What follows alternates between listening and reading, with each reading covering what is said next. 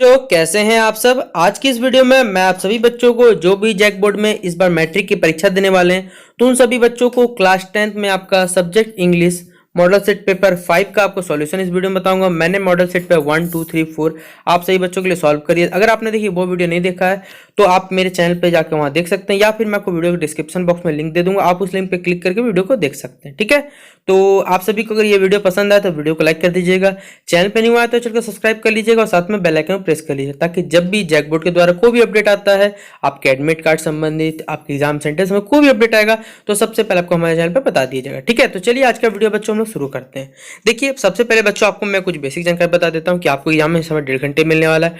Total आपको 40 marks मिलने वाले हैं। टोटल आपका जो क्वेश्चन है वो 3 भागों बटा हुआ 3 सेक्शन में। रीडिंग सेक्शन है, यानी आपको पैराग्राफ आपको पैसेज पूछा गया है, एक आपका writing section, writing grammar section है, और एक लिटरेचर सेक्शन है, आपका बुक पार्ट है। ठीक है, आपको टोटल 19 क्वेश्चन पूछे गए। 19 क्वेश्चन से आपको टोटल 40 मार्क्स मिलने वाले हैं। जिसमें सेक्शन है रीडिंग है, जिसमें आपको टोटल 10 मार्क्स मिलने वाले हैं। जिसमें देखिए पैसेज दिया हुआ, इसमें टोटल आपको जितने क्वेश्चन पूछेगा उसमें से आपको टोटल 5 ही क्वेश्चन जवाब देना और आपको टोटल 10 मार्क्स मिलने वाले हैं। यानी एक क्वेश्चन आपका क्या है, आपका 2 मार्क्स का है। देखिए यहाँ पर एक आपको पैसेज दिया हुआ है और नीचे देखिए आपको टोटल 7 क्वेश्चन क्या पूछे गए। अब 7 क्वेश्चन में से किन्हीं 5 का भी आप जवाब दे सकते हैं और आपको टोटल 10 मार्क्स इस पैसेज उठाने। देखिए ये भारत में क्या है, भारत में जब चाय के बारे में बताया गया कि भारत में चाय कब आई थी, भारत में चाय का विस्तार किस प्रकार से हुआ था, इसके बारे में जानकारी दी हुई है। लेकिन देखिए हमें 1.5 घंटे का समय है, हमें समय बचाते हुए आपको सिखाना है कि देखिए आप 1.5 घंटे में सारे के सारे क्वेश्चन सॉल्व कैसे करिएगा। आप पैसेज पढ़ते जाइएगा तो देखिए थोड़ा टाइम आपका बर्बाद हो सकता है, इसलिए टाइम ट्राई करिएगा कि विदाउट पैसेज पढ़े क्या कैसे क्वेश्चन से खोज लीजिए। देखिए जो लिखा हुआ है कि when did tea enter our, tea हमारे जीवन में देखिए कब प्रवेश करता है। तो देखिए यहाँ लिखा हुआ है कि tea entered our life in only in the mid 19th century, यानी क्या जो हमारे चाय है, चाय हमारे जीवन में कब प्रवेश करता है, मिड 19th सेंचुरी यानी मध्य 19वीं शताब्दी में क्या करता है, वो प्रवेश करता है। जब क्या करते हैं ब्रिटिश जो रहते हैं वो आसाम और दार्जिलिंग में क्या करते हैं, चाय की खेती करवाना शुरू करते हैं। ठीक है, तो ये जानकारी यहाँ दी हुई है। इसी तरह लिखा हुआ है कि why was tea shunned by the Indians in the beginning. देखिए सन्ड मतलब होता है कि जो भारतीयों के द्वारा देखिए जो चाय है वो पहले त्याग दिया था, क्योंकि देखिए चाय के बारे में भारत के लोगों को मालूम नहीं था। वो सोचते थे इससे साइड इफेक्ट होता है, ये पॉइजनस अफर, बहुत से मन में वहम थे। इस टाइप में उन्होंने क्या किया, त्याग दिया था। लेकिन इसका हमें इनसे पैसे से लिखना है, ना कि अपने मन से लिखना है। फिर देखिए दूसरा क्वेश्चन लिखा हुआ which two countries knew the beneficial qualities of tree from beginning. देखिए दो ऐसे कंट्रीज का नाम बताना है जो ट्री के क्वालिटी बेनिफिशियल फायदेमंद क्वालिटीज को जानते थे, शुरुआत से ही जानते थे। तो देखिए एक जापान था, एक चाइना था। ठीक है, ये पैसे में आपको मिल जाएगा। अगला क्वेश्चन देखिए suggest a suitable title for the given. देखिए आपको क्या करना है, इस पैसेज के अकॉर्डिंग टाइटल लगाना है, हेडिंग लगाना है आपको। तो देखिए चाय के ऊपर है सबसे अच्छा, तो इंपॉर्टेंस ऑफ टी लिख सकते हैं। ठीक है, अगला क्वेश्चन है use the following words in frame meaningful sentence. देखिए आपको क्या करना है, इन दो शब्दों आपको दिया, दो वर्ड दिया हुआ, दो वर्ड से क्या बनाना है, एक सेंटेंस बना के अरेंज करना है। ठीक है, एक अनइमेजिनेबल है और एक हमारा डिजीज। आप चाहे तो पैसे से भी लिख सकते हैं, आप चाहे तो अपने मन से बना के, इससे कोई दिक्कत नहीं है। अगला क्वेश्चन हमारा find the synonym for the given words from the passage. देखिए आपको क्या करना है, सिनोनिम मतलब होता है पर्यायवाची, हिंदी में से कहा जाता है। आपको डिस्कार्डेड का सेम मीनिंग निकालना है, मीनिंग का मैनी का भी सेम मीनिंग निकाल, कहां से, पैसेज से। अगला क्वेश्चन हमारा कंप्लीट द फॉलोइंग। देखिए ये आपको एक फिल इन द ब्लैंक्स की तरह दिया हुआ है जो आपका पैसेज से है और आपको ये खोजना है। जैसे देखिए लिखा हुआ India and tea are so. ठीक है, तो देखिए फर्स्ट में ही मिल जाएगा आपको India and tea are so intertwined together that life without the brew is unimaginable. तो इस तरह देखिए मैंने आपको सातों क्वेश्चन समझा दी। अब मैं सातों के सातों का आंसर दे देता हूं, आप अपने कॉपी में क्या कर सकते हैं, नोट डाउन कर सकते हैं। देखिए बच्चों फर्स्ट नंबर का आंसर हमारा लिखा हुआ है कि tea entered our life only in the mid 19th century. Second number का आंसर हमारा Indian shunned the drink as they thought it was a poison that led to umpteen disease. ठीक है, अम्प्टीन डिजीजेस। थर्ड नंबर देखिए मैंने आपको answer बता दिया, Japan और चाइना। फोर्थ नंबर मैंने आपको हेडिंग बताई दिया, तो इंपॉर्टेंस ऑफ टी। दूसरा 5 नंबर का आंसर देखिए आप एक सेंटेंस बनाना तो लिख सकते हैं कि such speed of travel was unimaginable before the railway. देखिए रेलवे के आने से पहले इतनी हाई स्पीड में जाना क्या था, अनइमेजिनेबल, सोच भी नहीं सकते थे। अगला देखिए कोविड के मामले में तो ये क्या है, एक बीमारी है। कैसी बीमारी, कम्युनिकेबल, मतलब संक्रमित बीमारी, मतलब ये एक आदमी से दूसरे आदमी तक फैलता है, उसी कम्युनिकेबल डिजीज कहा जाता है। ये भी याद रख सकते हैं, आपके साइंस में क्वेश्चन पूछा जाता है कि कम्युनिकेबल और अनकम्युनिकेबल डिजीज में अंतर बताइए। तो याद रखिएगा संक्रमण और क्या होता है, असंक्रमण। ठीक है, संक्रमण मतलब ऐसा जो छूने से क्या होता है, आपके आसपास रहने से फैलता है, उसे कम्युनिकेबल कहा जाता है, संक्रमित कहा जाता है। ठीक है, और असंक्रमित जिससे फैलता नहीं है। ठीक है, अगला 6 नंबर हमारा क्या, पैसे से वर्ड निकालना जिसका मतलब क्या होता है, सेम होता है। तो डिस्कार्डेड मतलब भी होता है आपको त्याग देना, उसी का मतलब सन भी होता है। और मैनी मतलब भी बहुत अधिक, और न्यूमरस मतलब भी होता है बहुत ज्यादा मात्रा में जो चीज रहा जाता है। ठीक है, 7 नंबर का आंसर देखिए क्या था कि आपको क्या करना था, आपको 2 वाक्य बनाने थे। ठीक है, चलिए 7 का मैं क्वेश्चन आपको देख लो, मैं क्वेश्चन याद नहीं है, अब 7 का क्वेश्चन आपको दिखा देता हूँ 7 में पूछा क्या गया था। ठीक है, ये आपका फिल इन द ब्लैंक से था जो मैंने आपको टिक कर दिया था।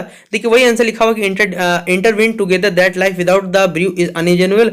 और सेकंड नंबर का आंसर था shunned the drink as they thought it was the poison that led to umpteen diseases. ठीक है, तो ये 7 का हमारा आंसर खत्म हो जाता है। और देखिए पैसेज वाला क्वेश्चन कितना इजी पड़ता है आप खुद सोच सकते हैं, तो 10 मार्क्स तो आप इजीली उठा सकते हैं पैसेज से। अब देखिए अगला सेक्शन जो हमारा है वो राइटिंग और ग्रामर सेक्शन है, जिसमें से आपको बच्चों 11 मार्क्स मिलने वाले हैं। जिसमें बताया दिया गया पहले कि क्वेश्चन नंबर 8 में देखिए 2 क्वेश्चन है। एक एप्लीकेशन लिखना है आपको हेडमास्टर को अपने, किसके कि अधिक से अधिक किताबें क्या करें आपके लाइब्रेरी में अवेलेबल कर रहा है। ठीक है, और दूसरा क्वेश्चन क्या, आपको अपने यंगर ब्रदर को क्या करना है, एक पत्र लिखना है जहां पर क्या करें उसे उत्साहित करना है, या उसे सलाह देना है कि आप उसे अपने भाई को कि गेम्स और स्पोर्ट में क्या करे वो पार्टिसिपेट करे। जिसमें क्वेश्चन नंबर 8 में तो आपको 2 क्वेश्चन दिए हुए हैं, तो आपको 2 क्वेश्चन में किसी एक का जवाब देना है। उसी तरह देखिए क्वेश्चन नंबर आपको 9, 10, 11, ठीक है, इसके नीचे और भी क्वेश्चन दिए क्वेश्चन 9, 10, 11 में से आपको किन्हीं 2 सवालों का जवाब देना है। और जिसमें क्वेश्चन नंबर 11 कंपलसरी क्योंकि वो ग्रामर सेक्शन है और आपको इस सेक्शन से टोटल 6 मार्क्स आपको उठाने हैं। तो देखिए मैं आपको क्वेश्चन नंबर 8 में से आप चाहे तो और वाले बता देता हूं कि आप अपने भाई को सलाह कैसे दीजिएगा कि गेम्स स्पोर्ट पार्टिसिपेट करने वाला। और happiest day of my life देखिए ये बेस्ट ऐसे रहता है लिखने के लिए एग्जाम में। और बाकी ग्रामर सेक्शन भी आपको बता देता हूं जिससे आपका सेक्शन भी जो क्या हो जाएगा खत्म हो जाएगा। ठीक है, तो चलिए हम एक एक करके आंसर देखते हैं। अब देखिए पहले तो हमारा लेटर है, आप एड्रेस लिख दीजिएगा अपना मन से जो चाहे लिख सकते हैं। ठीक है, एड्रेस से कोई दिक्कत नहीं है। फिर डेट लिख दीजिएगा एग्जाम का। फिर क्या करना है आपको, डियर जिसको लिख रहे हैं अपने भाई को उसको क्या कर दिए नाम लिख सकते हैं यहाँ से। फिर लिखिए I hope that you are fine in Delhi, I am good here, I am sure that you are regular at school and staying well. Today I want to tell you the importance of sports and games in your life and why you should must participate. देखिए मैं आशा करता हूँ कि तुम दिल्ली में क्या होंगे, स्वस्थ होंगे, मैं भी यहाँ अच्छा हूँ। और मैं तुम्हें क्या आप क्या करते हैं अपने भाई को बता रहे हैं कि आप उम्मीद कर रहे हैं ऐसा कि आपके भाई जो रेगुलर स्कूल जा रहे हैं और उनकी पढ़ाई अच्छी से चल रही है। वो आज मैं बताना चाह रहा हूँ कि आपको स्पोर्ट्स और गेम में क्यों इंटरेस्ट लेना, क्यों क्या महत्व उसका जीवन में और क्यों उसमें पार्टिसिपेट करना चाहिए। ठीक है, ये इसमें लिखा हुआ है। अगला है कि sports are very important in our life, sports led to physical development and increasing concentration ability of ours, it stimulates the brain and that I will help you concentrate better studies, therefore I advise you to take participate in sports activity. देखिए sports क्या है हमारे जीवन के लिए बहुत महत्वपूर्ण भूमिका निभाता है। ये हमारे फिजिकल डेवलपमेंट मतलब भौतिक क्या रहता है, भौतिक उन्नति के लिए भी आवश्यक है। और साथ ही साथ क्या करते हैं हमारा किसी भी चीज में कंसंट्रेट क्या करता है बढ़ाता है। हम कोई भी चीज को फोकस कर पाते हैं तो गेम में क्या रहता है फोकस कर पाते हैं, तो बाकी चीज में हमें इससे हेल्प मिलती है। ब्रेन भी क्या रहता है, ब्रेन भी इससे हमारा फास्ट काम करता है, ये हमारी पढ़ाई में मदद करता है। तो यही सलाह दिया गया यहाँ पर इस पत्र में कहा गया। अगला है कि I hope you will participate in sports, आशा करता हूँ कि तुम अब से क्या करो स्पोर्ट्स में यानी खेल कूद में भागीदारी लोगे। All the best please right. ठीक है, क्या करो आपको उसको अगर फिर से अगर पसंद आया था तो उसे राइट करना है, मतलब कि आपको लगे अच्छा तो आप क्या कर सकते हैं अपने भाई को फिर से पत्र लिख सकते हैं। ये उसने कहा अपना, फिर अपना नाम डाल सकते हैं, यो लविंग नहीं आपका जो भी नाम है लिख सकते हैं, लेकिन मोस्टली ट्राई करिए XYZ पे छोड़ दीजिएगा। ठीक है, देखिए हमारा जो ऐसे था कि the happiest day of my life, आपके जीवन का सबसे अच्छा दिन या फिर सबसे प्रसन्नता वाला दिन कौन सा था, ये आप पे ऐसे लिखना। तो आप अपने मन से जो आता है आपका अच्छा दिन है वो लिख सकते हैं। मुझे सबसे अच्छा लगा इस पैसेज में, आपको इस पैराग्राफ में आपको बताता हूँ कि there are many days in life our, ठीक है, that bring joy and pleasure but some days are the happiest and remain in our mind for. देखिए हमारे जीवन में कई दिन बीत जाते हैं, बहुत से खुशी के पल, लेकिन कुछ ऐसे पल होते हैं जो हमारे दिमाग में क्या रहते हैं तरोताजा हमेशा रहते हैं। This days are the reminder of the amazing time we have spent. देखिए हमारे सबसे अच्छा बचपन का समय, अगर आप अभी सोचने जाइएगा, आप अभी क्लास 10 में जब आप क्या करिएगा, जब आप ग्रेजुएशन करिए या फिर कहीं भी जब आप बड़े हो जाइएगा, आपकी एज जब 25-30 होगी, तब आप अपने जब स्कूल के डेज को याद करिएगा, तब आपको देखिए बहुत अच्छा लगेगा कि कितने अच्छे दिन थे वो। ठीक है, the happiest day of my life is a visit to an orphanage. देखिए सबसे हैप्पीएस्ट डे मेरी जिंदगी क्या कि जब मैंने क्या कि ऑर्फनेज, जहाँ पर देखिए छोटे छोटे बच्चों को रखा है, जो अनाथालय जिसे कहते हैं आप हिंदी में अनाथालय कहते हैं, वहां पर क्या कि मैं गया था, वहां पर ये बताना है, ये एक्सपीरियंस यहाँ पर लिखा हुआ है कि the happiness I field that they know match win other and. देखिए यहाँ ऑर्फनेज में जाने पे, जहाँ पर देखिए बच्चे को जहाँ रखा जाता है, ठीक है, वहां पर आप जब जाइएगा तो वहां से अच्छा जगह कोई नहीं आपके जिंदगी में, बता देता हूँ। ठीक है, तो यही ऐसे मैंने यहाँ पे लिखा है, आपका जो मन के लिख सकते हैं, लेकिन ये सबसे बेस्ट ऐसे अगर आपके टीचर जो चेक करने वाले अगर वो चेक करेंगे तो लिख के देता हूँ कि यहाँ आपका 1 नंबर भी नहीं कटेगा, लेकिन स्पेलिंग भी सही रखना पड़ेगा, ये नहीं कि उल्टा पुल्टा स्पेलिंग लिखने जाइएगा। ठीक है, देखिए बाकी यहाँ लिखा हुआ है कि after my first meeting with this children one thought hit my mind that they were thinking we had made their day but in the reality they had provided us the way to remain happy for. देखिए मेरी जब पहले मुलाकात हुई उनसे तो उन बच्चों से मिलकर मेरी क्या जो यादें थे वो क्या हो गई, ताजी हो गई। ठीक है, वो यादें बहुत ही क्या रिमाइंड में दिमाग में क्या रहे, हमेशा रहेंगी। क्योंकि देखिए ऐसे बच्चों से मिलना बहुत ही अच्छी बात है, क्योंकि उनसे उनका भी मन लगा हुआ रहता है, उनको भी लगेगा कि हाँ हम भी क्या है, हमारे भी छोटे बड़े भाई कोई ना कोई हमारे साथ में हमेशा रहते हैं। I found that true happiness can only be enjoyed when you make others happy and especially those who don't have anything call their own। ठीक है, तो यहाँ पर ये पैसेज इस तरह लिखा हुआ है, आप देख के लिख लीजिएगा। बाकी आपका जो भी आपका हैप्पीएस्ट डे, आपका बर्थडे हो वो भी आप लिख सकते हो, उससे कोई दिक्कत नहीं। मुझे ये अच्छा लगा, मैंने ये लिख दिया। ठीक है, तो इस तरह करके आपका ये खत्म हो जाता है पैसे, आपका ये लेटर के बाद पैसे खत्म हो गया। अब देखिए ग्रामर सेक्शन था, ग्रामर सेक्शन में देखिए फर्स्ट नंबर आपका हैज हो जाएगा, दूसरा में इज हो जाएगा और सी नंबर आपका कैन नॉट हो जाएगा। देखिए मैंने 12th का ए नंबर का आंसर लिखा है, पहले आपको समझा देता हूं, फिर आपको पता चले 12th में पूछा क्या गया था। ठीक है, देखिए क्वेश्चन नंबर 11 का तो मैंने आपको जवाब बता दिया। देखिए क्वेश्चन नंबर सेक्शन सी जो आपका है वो क्वेश्चन 12 से स्टार्ट हो रहा है। देखिए यहाँ क्या है, आपका बुक पार्ट है। मैं आपको बता दूं कि बुक पार्ट से आपको क्वेश्चन पूछा जाएगा, एक बुक का कोई चैप्टर दे देगा या फिर आपको कोई पोएम का सेक्शन दे देगा, आपको कुछ क्वेश्चन पूछे जाएंगे, बताना है। ठीक है, तो कहानी याद रहेगा तो आपका काम हो जाएगा। जैसे कि सेक्शन सी लिटरेचर है, 19 मार्क्स यहाँ आपको मिलने वाले, जिसमें आपको किन्हीं 3 साल का जवाब देना है और आपको 9 मार्क्स इस सेक्शन से उठ जाएंगे। देखिए जैसे लिखा हुआ है कि during our childhood in Goa. देखिए ये कौन सा चैप्टर है बच्चों, आपने पढ़ा होगा, ग्लिम्स ऑफ इंडिया। पढ़ा है कि नहीं पढ़ा है? उसी चैप्टर में देखिए 3 पार्ट थे, एक बेकर वाले गोवा, बेकर एट गोवा, शायद यही चैप्टर नाम है, उसी का पार्ट है। तो इसमें आपको पहला ही क्वेश्चन पूछा गया कि name the chapter from where the passage was taken, तो क्या नाम हो जाएगा, ग्लिम्स ऑफ इंडिया, मैंने इसलिए लिखा था।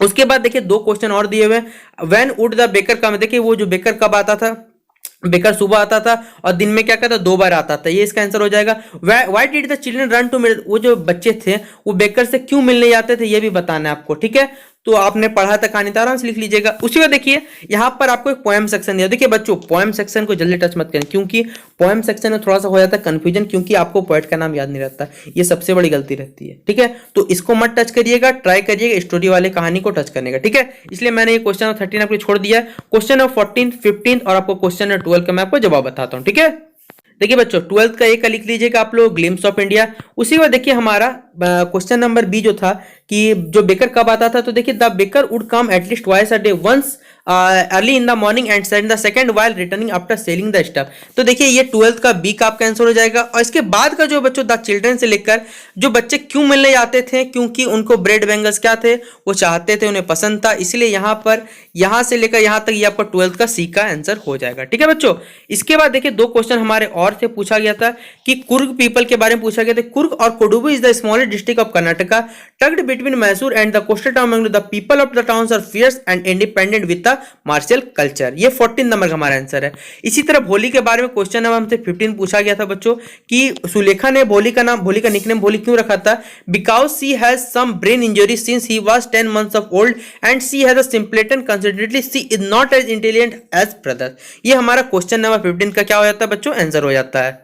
अब देखिए बच्चों क्वेश्चन नंबर 15 के बाद बच्चों हमें यहाँ पर 4 क्वेश्चन टोटल दिए हुए हैं, 16, 17, 18, 19, जिनमें से किन्हीं 2 सवालों को बच्चों आपको जवाब देना और टोटल आपको 10 मार्क्स यहाँ से मिल जाएंगे। तो आपको किन्हीं 2 सवालों का जवाब देना, तो आप किसी का भी जवाब दे सकते हैं, इससे कोई दिक्कत नहीं है। मैं आपको बच्चों इसमें क्वेश्चन नंबर आपको 17 और क्वेश्चन नंबर बच्चों 19 का आंसर बता देता हूँ। ठीक है, बाकी आपको क्वेश्चन 16, 18 आता है तो आप खुद से लिख सकते हैं। तो बच्चों ये रहा हमारा 17 नंबर का आंसर कि yes we can say that Griffin was a lawless person, he did not follow the law and order of the country as he thought of having his revenge by sitting out fire in his landlord's property, he did not believe in observing law, he robbed a shopkeeper of all that money and he could not find, in addition to that he hid him hard from behind to escape without being seen, he stole the housekeeping money from the clergyman's desk, he also attacked Mr. Hall with the cap and her furniture when she entered his room, all these instances prove that he was a lawless person। ये question number 17 का बच्चों answer है। इसी तरह बच्चों देखिए ये question number हमारा 18 का आंसर हो जाएगा कि elders in Goa are nostalgic about good and Portuguese days, about the Portuguese and their famous loaves of bread। Goa was a Portuguese colony, after independence Goa became part of India Goa है distinct defect of Portuguese and Anglo Indian culture. ये बच्चों question number 18 का answer हो जाता है और बच्चों हमारा मॉडल सेट पेपर 5 हो जाता है, इसी तरह खत्म हो जाता है। आशा करता हूं कि मैं आपको सारा का सारा मॉडल सेट पेपर समझा पाया हूं अच्छा से। अगर आपको देखिए बच्चों ये मॉडल सेट पेपर अच्छा लगा हो सॉल्व करने मेरे द्वारा तो आप वीडियो को लाइक कर दीजिएगा। कैसा लगा वीडियो वो भी कमेंट सेक्शन में बता सकते हैं और जहां हो सके आपके दोस्त भी जो भी हैं जितने व्हाट्सएप ग्रुप जहां भी जुड़े वहां शेयर कर सकते हैं। अगर पसंद आए तो ही, वरना आपको शेयर और कुछ लाइक करने की कोई भी जरूरत नहीं है। ठीक है, इसके बाद आपको जिस भी सब्जेक्ट देखिए डाउट है आप कमेंट सेक्शन में कमेंट करिएगा। मैं ट्राई करूंगा कि जल्द से जल्द आप सभी बच्चों का जो भी मॉडल सेट पेपर वो सॉल्व कर दूं। ठीक है, तो चलिए मिलते हैं अपने अगले वीडियो पे बच्चों।